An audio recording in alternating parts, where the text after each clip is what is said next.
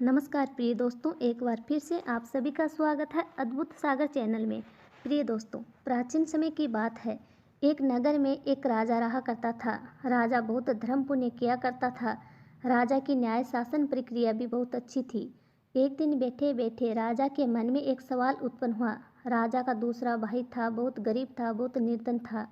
राजा के मन में अपने भाई को लेकर के ये सवाल उत्पन्न हुआ कि मैं इतना अमीर क्यों हूँ और मेरा भाई इतना गरीब क्यों है। एक ही माँ के गर्भ से हमने जन्म लिया है, एक ही हमारा पिता है, फिर भी मैं इतना अमीर हूँ, मैं राजा हूँ और मेरा भाई बिल्कुल ही निर्धन है, उसके पास कुछ भी नहीं है, इधर उधर भीख मांग कर खाता है। यह सवाल राजा के मन में घर कर गया। राजा इसी सवाल का उत्तर जानने के लिए बड़ा ही उत्सुक था।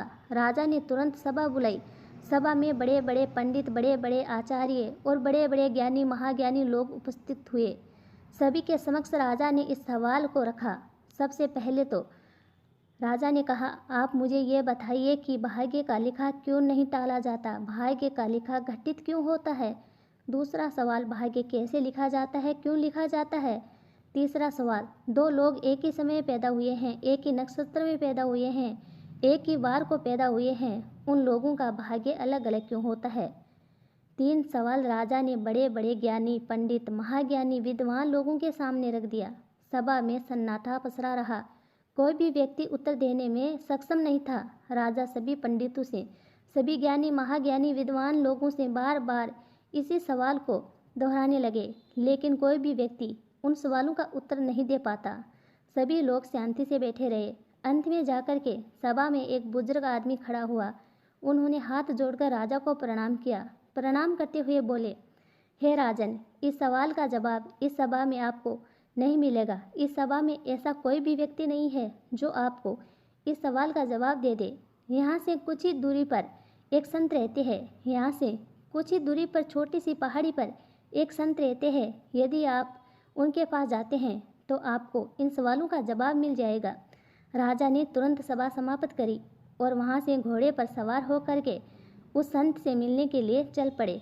चलते चलते राजा उस पहाड़ी तक पहुँच गए जिस पर वह संत रहा करते थे। राजा ने संत को प्रणाम किया और यही तीनों सवाल संत के समक्ष रख दिया। संत से पूछने लगे, हे पूजनीय, हे संत महाराज, मुझे 3 सवालों के उत्तर दीजिए। पहला सवाल, भाग्य का लिखा क्यों नहीं टलता। दूसरा सवाल, भाग्य लिखा कैसे जाता है। तीसरे सवाल, जो लोग एक ही साथ पैदा हुए हैं, एक ही नक्षत्र में पैदा हुए हैं, एक ही वार को पैदा हुए हैं, ऐसे दो लोगों का भाग्य अलग अलग क्यों होता है। संत महाराज शांति में बैठे रहे। धुएं में से आग उठा उठा कर खाते रहे, आग के अंगारे खाते रहे। संत महाराज राजा पर अंत में जाकर के बहुत क्रोधित हो गए। राजा से कहा, हे राजन, यहाँ से तुरंत चले जाओ, इसमें ही तुम्हारा भला है।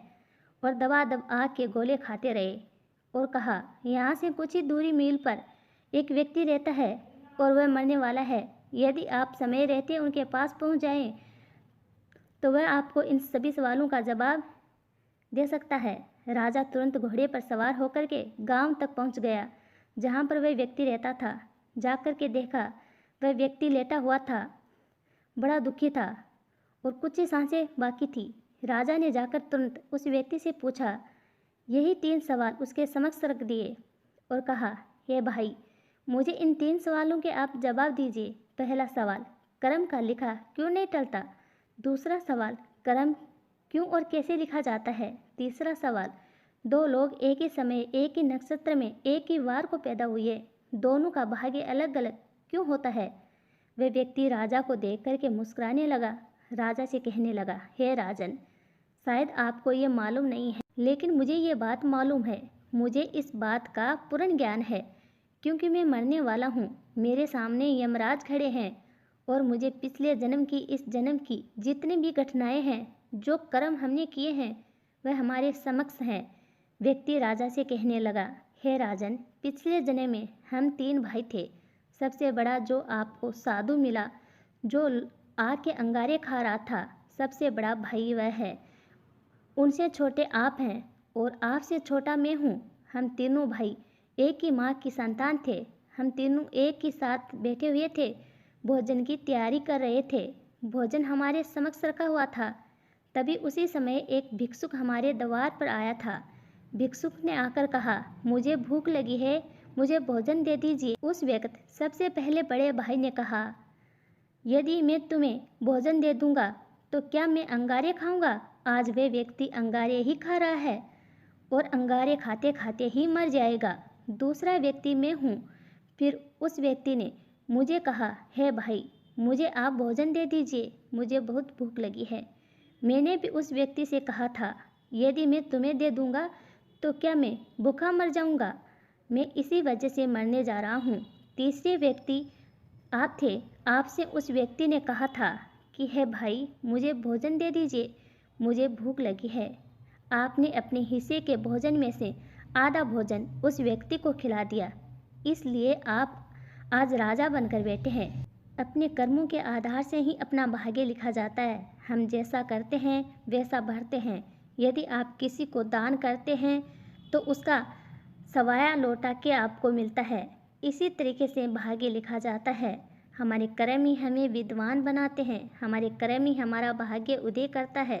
हे राजन, तुमने अच्छे कर्म किए थे, इसलिए तुम आज राजा बनकर बैठे हो। हमने पिछले जन्म में पाप किए थे, बुरे कर्म किए थे, किसी को दान नहीं किया, किसी दुखी आत्मा की सेवा नहीं की, इसलिए आज हम इस जन्म में बहुत पीड़ा सह रहे हैं, दुख पा रहे हैं। इसलिए कहते हैं कि भाग्य का लिखा कभी नहीं टलता। इसलिए भाग्य हर इंसान का अलग अलग लिखा जाता है, क्योंकि जैसे उसके कर्म होते हैं उसी तरीके से उसका भाग्य निर्माण किया जाता है।